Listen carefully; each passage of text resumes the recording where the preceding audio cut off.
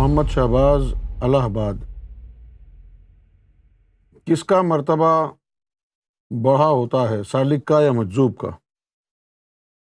سالک کا تو کوئی مرتبہ، مجذوب کا تو کوئی مرتبہ ہی نہیں ہوتا، وہ ڈیوٹی پر ہوتا ہی نہیں ہے۔ جن لوگوں کی اللہ تعالیٰ اذن و ارشاد کی ڈیوٹی لگاتا ہے، مرشد بناتا ہے، وہ مرتبے پر ہوتے ہیں۔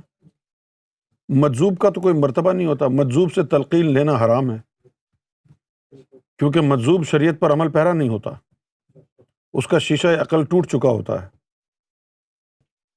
تو مجذوب سے تلقین لینا طریقت میں حرام ہے۔ حرام کیوں ہے؟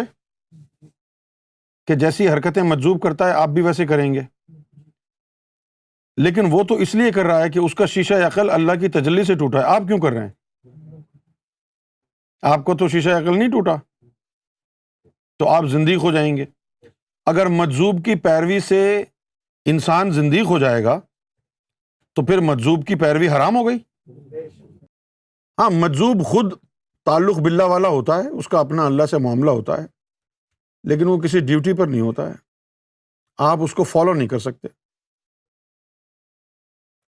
تو مجذوب کا کوئی مرتبہ نہیں ہوتا ہے۔ مجذوب کا کیوں نہیں ہوتا ہے؟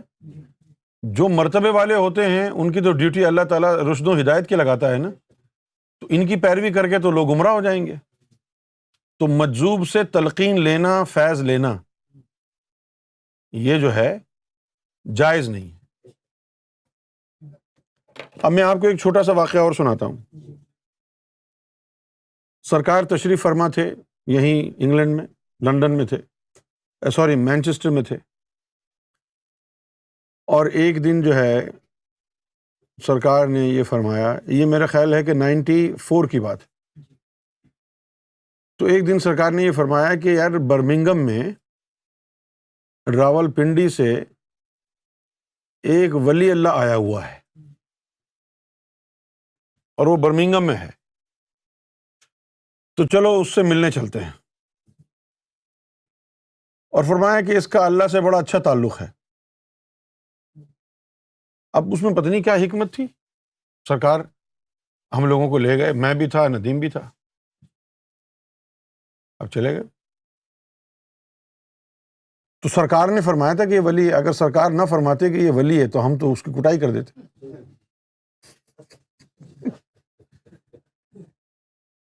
اب وہ راول پنڈی کا رہنے والا، موٹی موٹی اس کی مونچھیں، ادھیڑ عمر، جیسے وہ غنی صاحب نہیں آتے ہیں، ہاں بالکل غنی صاحب کی کاپی۔ اب وہ جا کے بھائی بیٹھ گئے، بیٹھے تو وہ شروع ہو گیا۔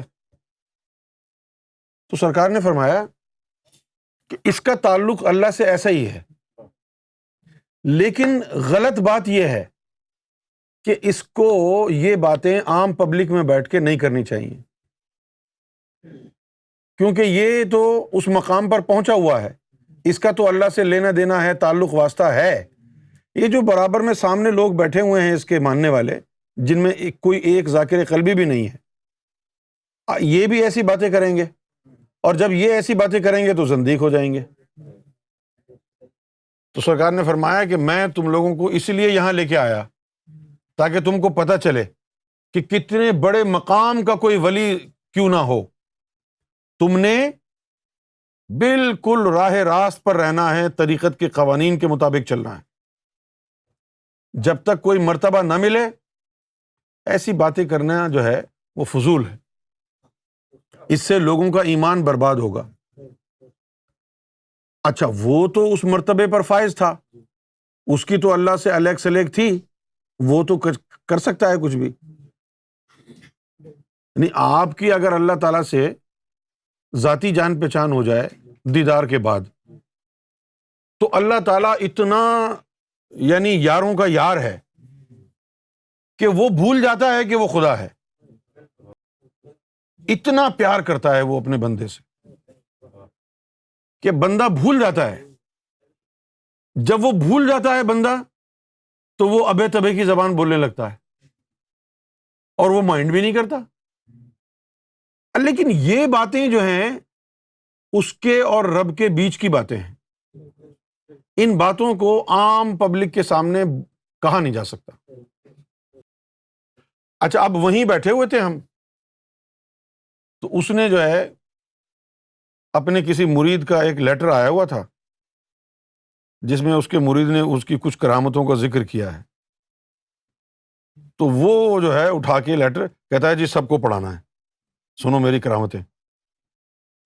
اس نے مجھے جان بوجھ کر کے بلایا، تم آؤ، تم نے پڑھنا ہے یہ۔ تو میں نے کہا کہ مرشد میرے اجازت دیں گے تو میں آؤں گا اور پڑھوں گا، مرشد جی اجازت نہیں دیں گے تو میں نہیں آؤں گا۔ وہ کہہ رہا ہے نہیں، ہم نے حکم دیا ہے آؤ۔ ہم نے بولا بھائی ایسا تو نہیں ہوتا ہے، سرکار گوھر شاہی فرمائیں گے جاؤ تو میں جاؤں گا، ورنہ نہیں جا سکتا۔ تو سرکار نے فرمایا جاؤ پڑھ لو، تو پھر میں نے پڑھا، مختلف کرامتیں، لیکن وہ کرامتیں یہ نہیں تھیں۔ تم لوگوں کو اگر حقیقت سمجھ میں آئے تو تم کو پتہ چلے گا کہ اللہ کا کسی سے کیسا ہی بے تکلف تعلق کیوں نہ ہو، لیکن یہ طاقت وہ سب کو نہیں دیتا کہ تو کسی کے مردہ قلب کو زندہ کر لے۔ یہ طاقت ولیوں کے پاس عام نہیں ہے، بھلے کیسا ہی تعلق ہو، ایک دوسرے کے ساتھ ریسلنگ کرتے ہوں عرش الہی پہ، وہ سب ٹھیک ہے، لیکن یہ جو طاقت ہے نا، ایک دفعہ میں نے یہ شیئر نہیں کی بات، آج کر رہا ہوں۔ ایک دفعہ سرکار سے بات ہو رہی تھی میری مانچسٹر میں، میں نے کہا کہ سرکار وہ غوث اعظم رضی اللہ تعالیٰ عنہ نے فرمایا ہے کہ میرا انڈا دوسرے ولیوں کے 1000 انڈوں کے برابر ہے۔ سرکار نے فرمایا کہ ہاں ٹھیک ہے، لیکن مزہ تو تب ہے نا جب گندے انڈے میں سے بچہ نکالے۔ وہ اچھے انڈوں میں سے تو سبھی 1000 انڈے نکال لیں گے، اس وقت جو ہے پھر مجھے تھوڑا سا جو ہے وہ میں چوڑا ہوا، کیونکہ اب یہ غوث پاک کی بات کے اوپر بات ہوئی نا۔ انہوں نے فرمایا کہ میرا انڈا جو ہے 1000 انڈوں کے برابر ہے، تو فرمایا کہ وہ تو ٹھیک ہے، لیکن کرامت تو یہ ہے کہ گندے انڈے میں سے چوزا نکالے۔ گندے انڈے میں سے چوزا نہیں نکلتا، یہ وہی نکالے گا، صرف وہ جس کا نام گوھر شاہی ہے۔ تو لوگوں کے بڑے بڑے، اب جس طرح سائیں سہیلی سرکار ہیں، آپ ان باتوں کو سمجھنے کی کوشش کریں کیونکہ آپ صوفی ہیں۔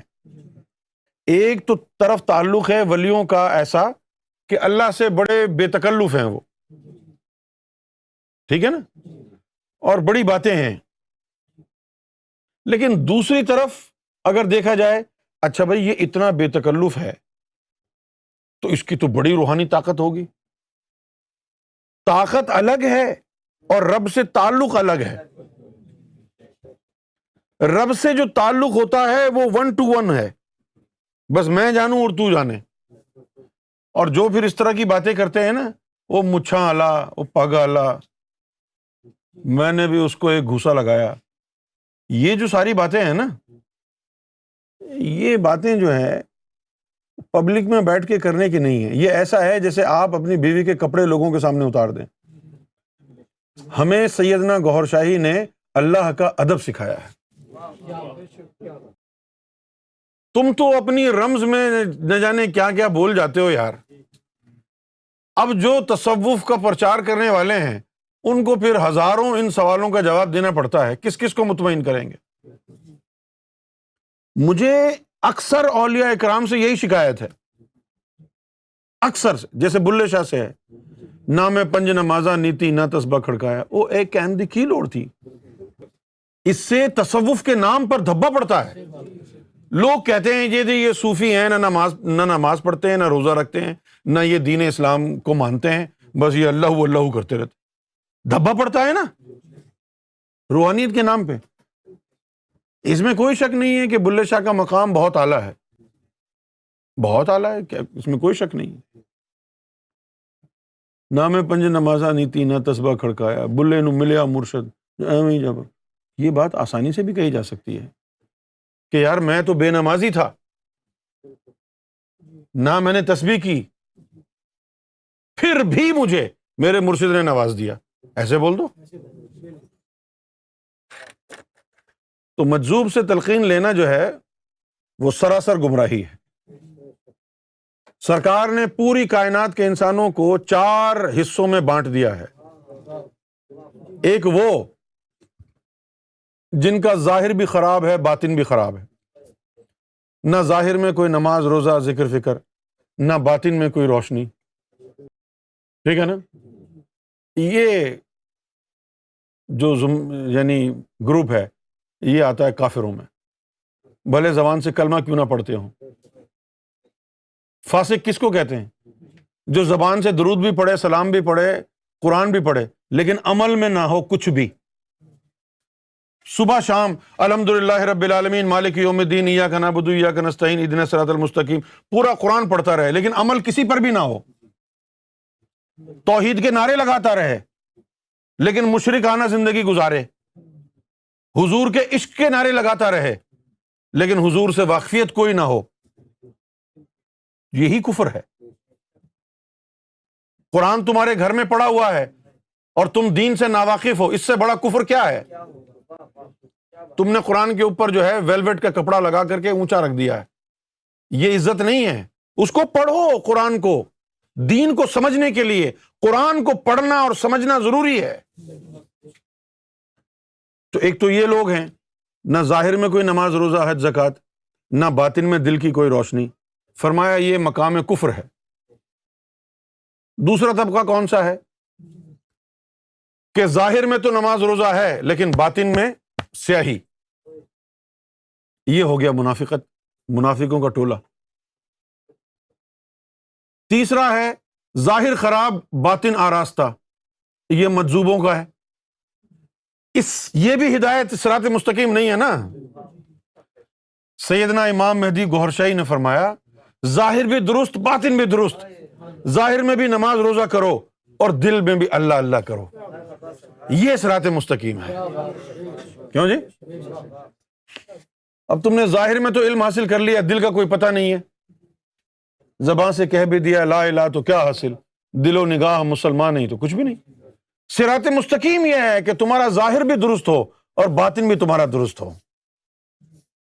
اس لیے مجذوب سے تلقین لینا جو ہے وہ باعث گمراہی ہے، حرام ہے، زندیقی ہے۔ آپ اس کو لکھ لیں۔